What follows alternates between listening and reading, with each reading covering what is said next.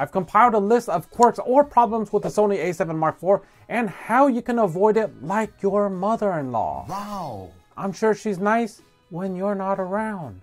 This video will be geared towards former A7 Mark III or new users. First off, why is editing 4K all of a sudden slow like molasses on your Sony A7 Mark IV?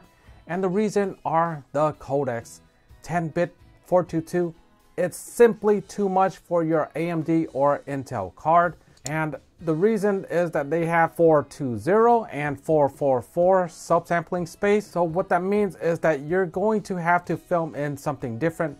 Either use all intra, which has A and B frames, which is allowable, or you can use XAVC HS 10-bit 420, which is also allowable. That'll get you really fast encoding speeds and smooth playback. If you're using the new Apple Silicon, this will not be an issue. Apple has taken into account 422 subsampling space, and so when you're decoding with an Apple M1 or M1 style chip, you're not going to have a problem. For anyone else on PC, yeah, those decoders are too old and they'll have to get updated.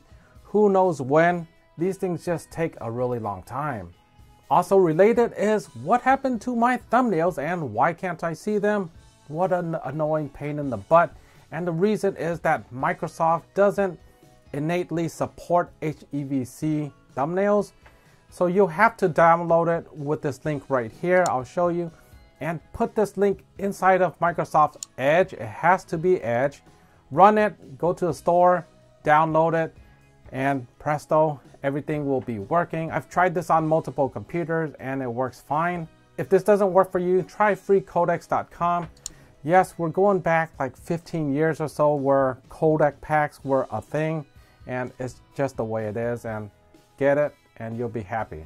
An odd problem that you eventually run into: why did my anti-dust shutter stop working? And the simple answer is mechanical shutter. You cannot be using silent shutter, and the reason for that probably is because Sony thinks that if you're using electronic shutter, you don't want your shutter count increasing, hence they turn off this feature. If I'm telling the camera to use the shutter to protect my sensor from dust, I am acknowledging that I may have extra shutter on my shutter count that I may not want because I'm in silent mode.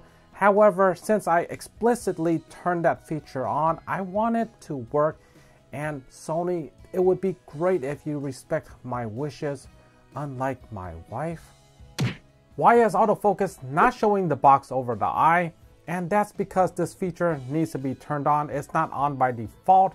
It's in the menu AFMF, Face Eye AF, Face Eye Frame Display. Why is autofocus working really poorly? Well, did you touch your screen and is the focus point still on the intended subject? That's the first easy check. Secondly, are you in clear image zoom? This happens when you're in clear image zoom. All the autofocus features are pretty much shut down. It only focuses on the most central subject. The AF point is not small enough. What can I do? Well, there's this feature where you can magnify on the subject and focus on it. As long as you're in AFS single shot, you'll be able to magnify and focus with a small crosshair. Is there a better way to manual focus on the A7 Mark IV? And the answer is yes. Sony borrowed this feature like my kids borrowed their homework. Wow! This autofocus in manual focus mode is really sweet, criminally underrated feature. What you can do is when you're in manual focus, you can tap to focus on a subject and it'll focus and then it'll go back to manual.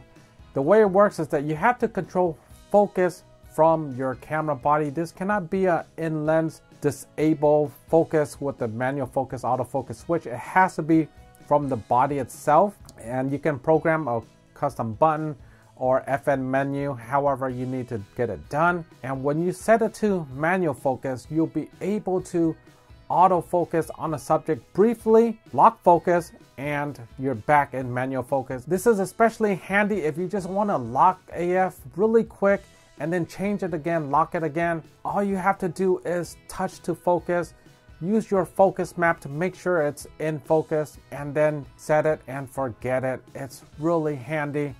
I'm glad that they brought this feature over from this other brand. However, I'm not complaining. It's awesome to have. Why is my camera overheating?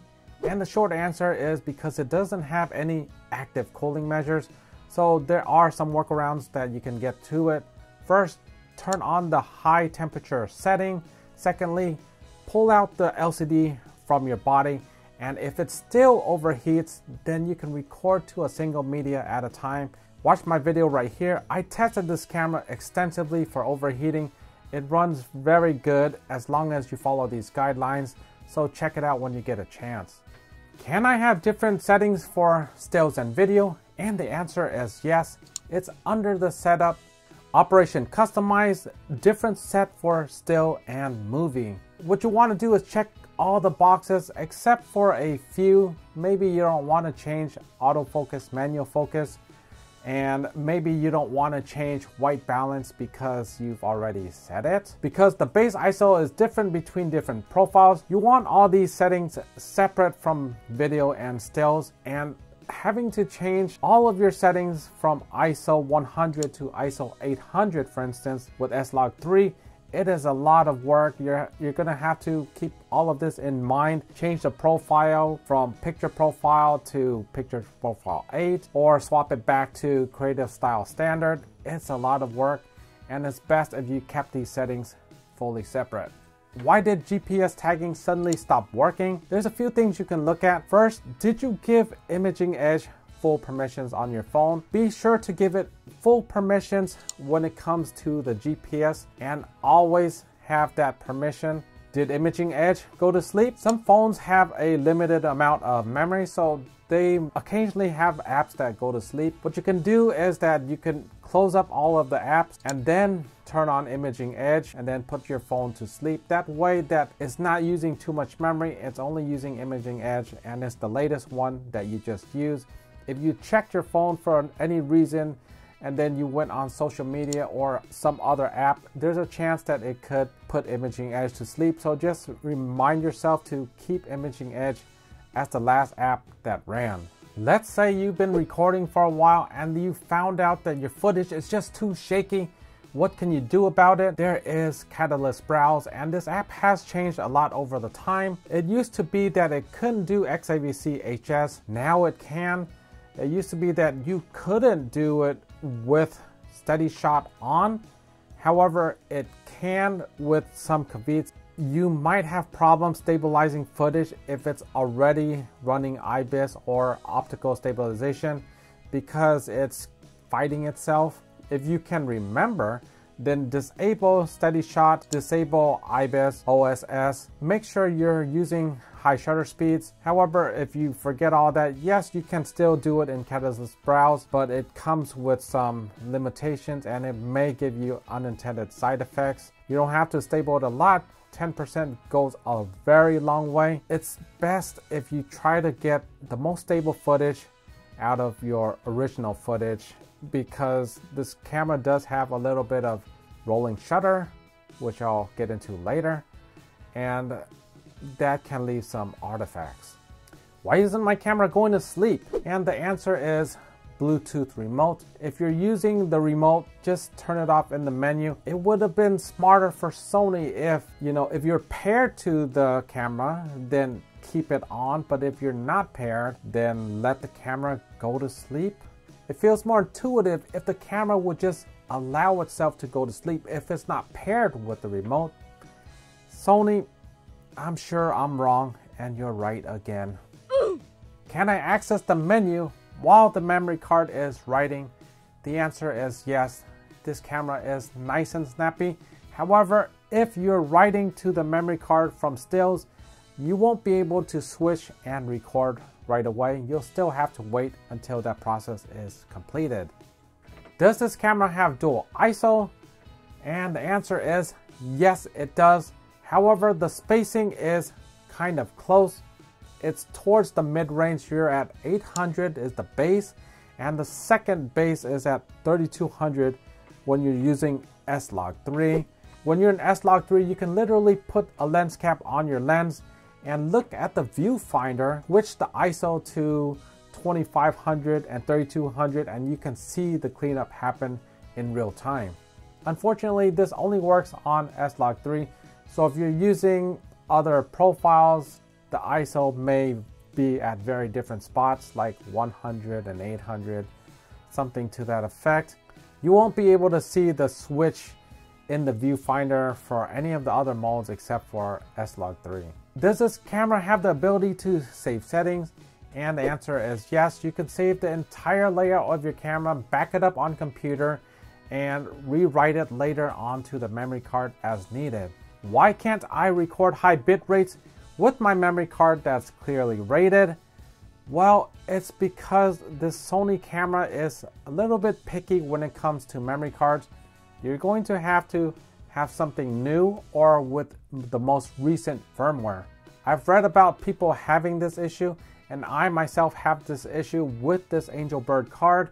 It is a legit card with legit serial number. I checked with the vendor, and yes, they indeed confirmed that the firmware on the memory card is too old. However, it works on other cameras not named Sony, so it's an issue where Sony is just a little bit more finicky than it has to be. It's really particular about the cards. So if it doesn't work for you, I would return it, get something else right away.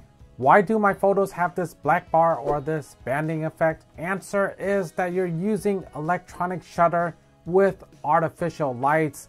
Unfortunately, this camera is not using a stacked sensor. You'll have to switch back to mechanical shutter. On a related note, this rolling shutter problem also happens in video. You have this skewing effect where your verticals are tilted left or right depending on the way you're panning. If you have to get really steady footage, don't want any sorts of rolling shutter and want a more professional look, use a crop mode. There is much better rolling shutter performance, or you can use 1080p. In my 1080p test, I tested the rolling shutter and it was extremely low. So you could either use crop or 1080p depending on how you want it to look. With 1080p, you could use the full pixel readout. You get the full frame image. However, you don't get the sharpness of crop sensor, which is very high when you're shooting 4K. So it's a trade-off. You can have the full frame look, or you can have the extreme sharpness. Take a pick. Why can't I shoot 1080, 120 frames per second with 10-bit 422 color? The answer is you can, however, it's not in the default settings. You can do this in S&Q mode. Just set your output frame rate to 24 frames per second.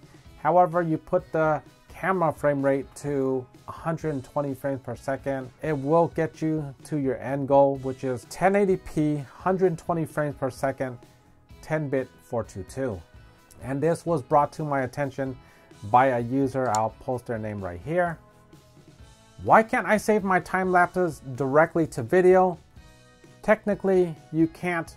However, you can film in S&Q mode at 1 frame per second. This will give you the closest thing to direct to camera time lapse, which was not possible on the A7 Mark III. With the A7 Mark III, you could only record 1080p in S&Q. Here with the A7 Mark IV, you can record 4K in its full glory, and you just space it out with 1 second intervals. So you have a 1 second long time lapse, and if you need to make it faster, then you could just fast forward it in post. This will be the closest thing to getting a time lapse direct to video. Unfortunately, you won't have any stills files if you do this. I think this guide will help a lot of new users navigate their camera.